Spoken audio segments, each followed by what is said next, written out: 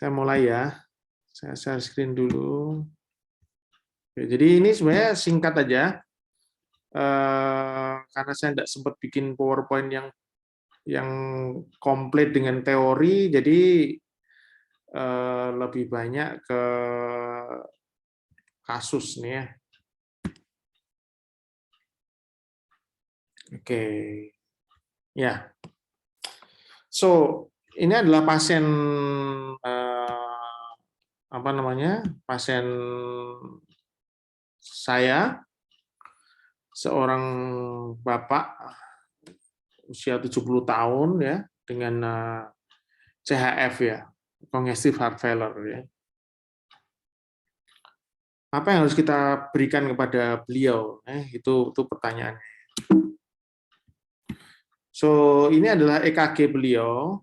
Kita lihat di sini di monitor kita dapatkan suatu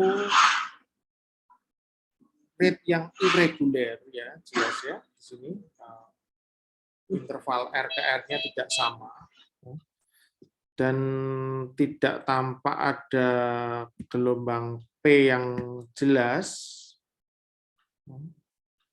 tapi QRS-nya lebar. Nah, kita dapatkan itu. Kemudian heart rate-nya cenderung pelan ya, 47 ya. Tadi awal berapa tadi? 42 ya, 44, 47 ya. Dengan hemodinamik yang tensinya turun 84/45 ya. RR-nya masih baik ini 26. Saturasi oksigennya sayangnya enggak ke ukur ya. Tapi sebenarnya saturasinya cukup bagus. Beliau pakai oksigen nasal. Oke, so apakah ECG ini gitu ya? Sebagian besar teman-teman, ini saya ambil tadi waktu siang ya, sebelum saya praktek di Harapan Ibu, itu sebagian besar menjawab atrial fibrilasi. Saya enggak tahu yang malam ini sebagian besar menjawab apa, tapi tadi siang hampir, jadi yang menjawab kuis kita itu hampir 1.000 teman-teman. Mungkin kalau malam ini udah 1.500 lebih. Sebagian besar menjawab atrial fibrilasi. Tapi masih ada teman-teman yang menjawab sebagai ventricular rhythm. Wow, oke. Kita lihat ya sekarang ECG-nya ya. Kenapa kok ini AF? Karena irregular. Lihat, irregular. Lihat, irregular. Pada suatu ventricular rhythm, dia akan relatif reguler. Ya, kalau toh ada irregularitas itu sangat-sangat minimal itu. Tapi dia akan reguler. Itu yang pertama. Terus yang kedua, heart rate-nya biasanya akan lebih lambat daripada sekian. Ya. Heart rate-nya biasanya sekitar 30-an kali per menit. Tuh, kalau itu ventricular rhythm. Maksimal mungkin 40. Ya, rata-rata 30 sampai 40. Tidak akan di atas 40 kecuali kalau kita memberikan misalnya obat-obat tertentu gitu ya, itu mungkin bisa SA misalnya. Kemungkinan bisa membantu. Tapi bisa juga enggak ya. Jadi intinya ini ke atrial fibrilasi bukan ventricular rhythm. Mungkin enggak sih, Dok, sebuah pasien AF dengan QRS lebar? Ya bisa aja. Jadi AF-nya, ini kebetulan beliau ini AF dengan RBBB, right bundle branch block. Right bundle branch block yang komplit gitu. Jadi QRS-nya lebar, tapi RKR-nya tetap tidak teratur, irregular. Ya, seperti ini. Irregular, tapi QRS-nya lebar. Jadi ini adalah irama atrial fibrilasi dengan bundle branch block. Bukan ventricular rhythm. Karena ventricular rhythm iramanya reguler. Dengan rate yang cenderung lebih lambat lagi daripada ini. Oke. Ya, enggak apa-apa, nanti kalau ada yang protes bisa tanya ke saya habis ini, habis presentasi selesai. Terus jelas bukan sinus ya, karena tidak ada gelombang P yang jelas tadi ya. Jadi jawabannya adalah atrial fibrilasi. Oke. So apa yang harus kita lakukan pada beliau? Nah, ini ya. Saya memang memberikan beberapa option kepada teman-teman. Apakah kardioversi, amiodaron, rate control, atau diobservasi aja. Oke, saya tahu kenapa kok beberapa teman menjawab kardioversi dan amiodaron. Kenapa? Karena beliau dengan tensi yang rendah, ya kan? Ini dianggap sebagai gangguan hemodinamik. Oke, ketika ada gangguan hemodinamik, maka kita perlu dipikirkan convert rhythm, ya kan, dengan kardioversi atau farmakologik dengan amiodaron. Oke.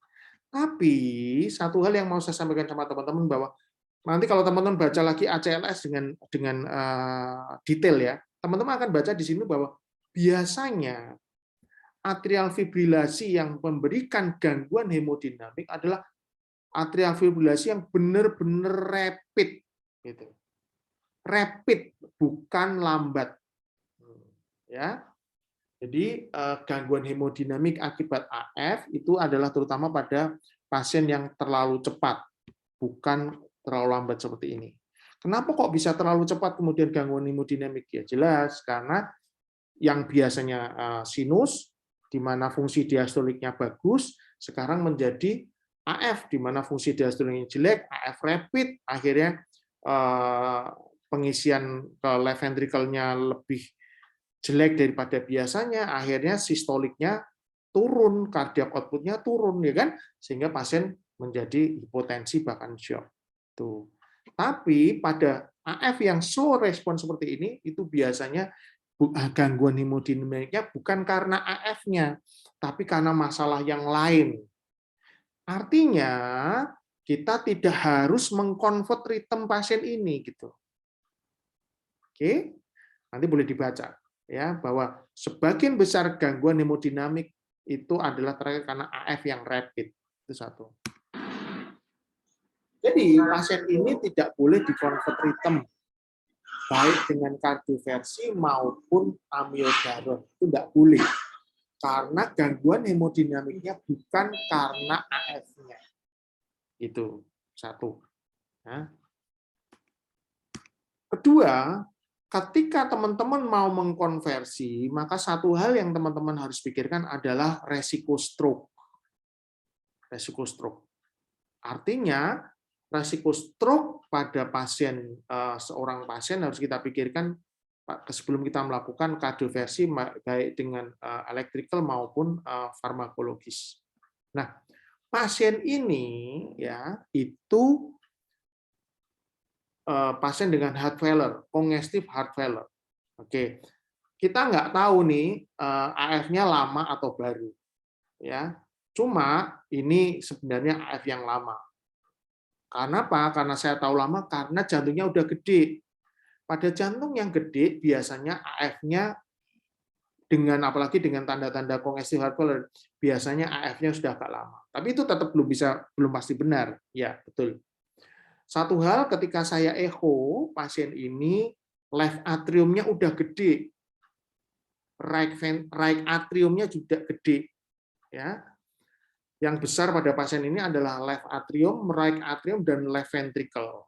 Oke. Jadi artinya left atriumnya udah gede. Nah, ketika left atrium dan right atriumnya udah gede, maka kemungkinan bahwa AF-nya udah lama. Karena AF itu bisa karena left atrium yang gede kemudian jadi AF atau sebaliknya apa namanya AF yang apa namanya AF itu akan membuat atrium baik right atrium maupun left atrium akan makin gede gitu ya. Jadi ini tidak pantas untuk dilakukan kardioversi baik electrical maupun farmakologis. Itu satu. Kemudian rate control. Oke. Rate control di sini ya pasien ini udah bradikardi. Jadi kalau rate control kan kita ngomongnya tentang pemberian misalnya beta blocker atau digoxin ya. Pasien ini kan enggak perlu karena wong udah bradi gitu.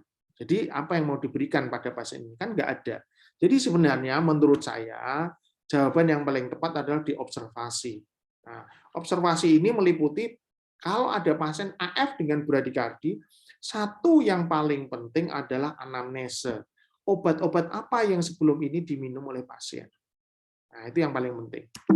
Ya. Karena ternyata setelah kita tanya, kita cari obat-obatnya, ternyata beliau sebelum ini minum beta blocker. Jadi kemungkinan ya AF-nya ini karena pengaruh dari obat yang beliau minum. Gitu, ya. Jadi menurut saya yang paling pas adalah dilakukan observasi aja pasien ini. Gitu. Terus sebenarnya pertanyaan berikutnya yang ini yang lebih pas. Oke, sekarang kira-kira pasien ini mau kita berikan sulfasatropin apa enggak? Hah? Oke, ini sulfasatropin pada guidelines ataupun ACLS itu ada tempat untuk bradikardi yang simptomatik. Gitu, ya. Pada beliau ini memang pada pasien pada waktu saya periksa itu pasien kontaknya agak kurang gitu ya. Mungkin karena relatif tensi yang agak rendah dan relatif bradikardi, AF-nya slow respon. Nah, teman-teman boleh baca di ACLS atau boleh baca di beberapa buku yang lain bahwa kita boleh memberikan sulfasatropin pada pasien dengan AF yang slow respon dan memang ada gangguan hemodinamik. Itu boleh kita berikan. Ya. Sulfasatropin itu bekerja di SA node dan di AV node. Ya, AV node kan dia bekerja menginhibisi impuls dari atrium dari supraventricle ke ventricle. Nah, dengan pemberian SA ini inhibisi dari AV node itu ditekan sehingga AV node bisa mengkonduksi impuls dari atrium, baik itu dari sinus maupun impuls-impuls dari AF tadi. AF itu kan sebenarnya impuls yang di atrium ya, itu masuk ke ventricle. Jadi harapannya dengan pemberian sulfasatropin ini respon ventricle dari AF itu akan meningkat. Itu boleh diberikan. Berapa dosisnya? Sebenarnya parodiksikal bradikardi dari sulfasatropin itu terkait dengan berat badan sebenarnya. Ya. Kalau berat badannya pasien ini kecil, itu bisa diberikan 0,5 mg. Tapi kalau berat badannya, jadi sebenarnya adalah 0, pokoknya 50 kilo itu 0,5 mg. Gitu.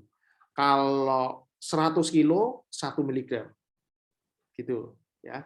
Jadi teman-teman kalau kira-kira pasiennya gemuk, kasih 1 mg langsung nggak apa-apa. Kan tanggung kan, 0,75 itu tanggung, kasih 1 mg. Tapi kalau pasiennya kurus diberikan 0,5 mg. Nah, kebetulan pasien saya ini berat badannya sekitar 55 kilo, jadi saya berikan hanya 0,5 mg. Saya memberikan sulfasatropin pada pasien ini. Ya. Efeknya apa? Saya berikan sulfasatropin pada pasien ini dan memang heart rate-nya jadi meningkat. Heart rate-nya jadi meningkat.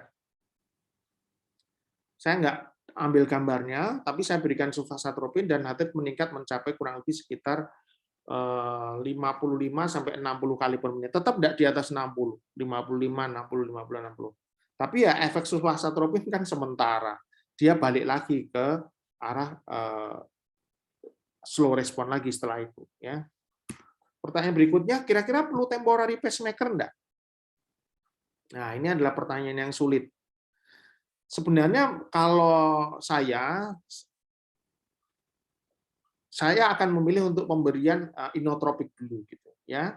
Kenapa? Karena tadi saya bilang saya punya alat echo dan kita echo ternyata ejection fraction-nya rendah nih. Nah, jadi saya akan pilih berikan SA tadi sudah kita berikan, kemudian kita berikan inotropik ya. Karena kenapa kok heart rate-nya lambat? Karena pasien habis ada riwayat pemberian beta blocker gitu. Jadi harapannya setelah nanti efek beta blocker berkurang, pasien akan membaik nih heart rate-nya gitu ya. Jadi pada pasien ini akhirnya saya berikan temporary pacemaker. Mungkin kalau memang pasien ini tetap persisten bradikardi, bisa kita berikan temporary pacemaker. Jadi menurut saya yang pas adalah diobservasi dulu, kita berikan obat-obat. Apa obat yang menurut saya perlu diberikan dan ini yang saya berikan? Nah ini sebenarnya yang pas adalah antara dopamin, dobutamin maupun norepinefrin. Ya, itu bolehlah ya, kalian teman-teman pilih yang mana gitu ya. Dopamin punya efek yang bagus untuk bikin pasien jadi takikardi, itu satu. Tapi untuk inotropik dengan low ejection fraction, dobutamin sebenarnya ada tempat yang baik. Ya. Pada pasien dengan shock kardiogenik karena infak, itu penelitiannya norepinefrin lebih bagus, gitu. Karena infak. Tapi pasien ini dengan congestive heart failure, kira-kira NE ada tempat nggak? Satu hal, NE itu norepinefrin itu adalah vasokonstriktor.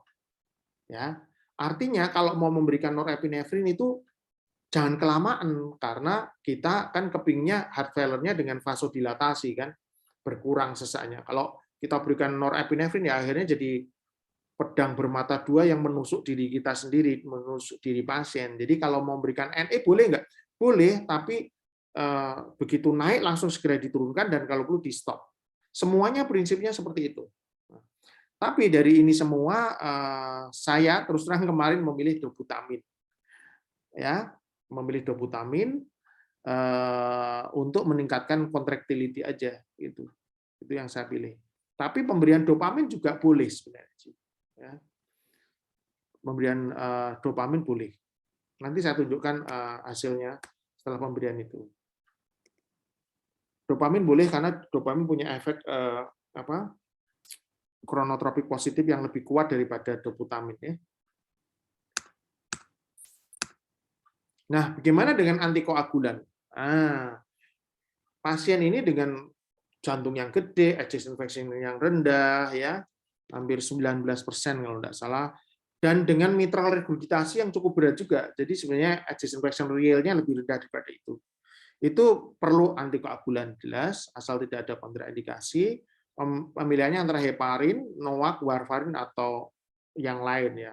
Menurut saya yang pas ya antara 1, 2, 3 ini, mana yang kita pilih. Kalau mau pakai DOAC atau NOAC boleh, itu boleh. Ya. Cost-nya memang lebih tinggi sedikit ya. Tetapi pada pasien ini memang tidak saya pilih NOAC atau DOAC. Begitu juga dengan warfarin, saya pilih heparin. Kenapa? Karena pasien ini relatif kondisinya tidak stabil. Saya tidak tahu apakah penyerapan obatnya bagus apa enggak, itu yang pertama, dengan tensi yang sekian. Kedua, relatif saya memang tidak cerita di sini, pasien ini relatif ikteris, karena bilirubinnya meningkat. Artinya ada gangguan liver karena sirosis sirosis kardiak sirosis yang lama. Ya, akhirnya saya pilih untuk heparin dulu. Nanti kita lihat dalam beberapa hari, setelah misalnya bilirubinnya turun, mulai kita pilih antara NOAC atau warfarin, ya, karena dua obat ini tetap ada di metabolisme di hepar juga, gitu ya. Tapi ini arts ya, enggak ada di guideline. Itu satu mau saya sampaikan. Oke, saya kira itu. Nah, setelah pemberian dobutamin 5 mikro, ya. Nah, heart rate-nya jadi lumayan naik ya, 61, 58, dan tensinya naik 99/64. Ini kira-kira sekitar 3 jam pasca pemberian dobutamin tadi ya. Ini udah naik, udah cukup baik menurut saya. Dan saya kira dengan ejection fraction yang 19%, realnya mungkin lebih rendah daripada itu, karena ada mitral regurgitasi. Ya. Realnya lebih rendah daripada itu. Mungkin bisa EF-nya cuma 10-12% aja. Nah, tensi sekian sudah sangat baik. Tensi sekian sudah sangat baik. Pasien kemudian hari berikutnya ketika saya visite dengan tensi segini, kontaknya udah lebih bagus, merasa lebih nyaman, lebih bagus ya. RR-nya 20 kali per menit, saturasi oksigen 100%. Oke, saya kira itu yang bisa saya sampaikan.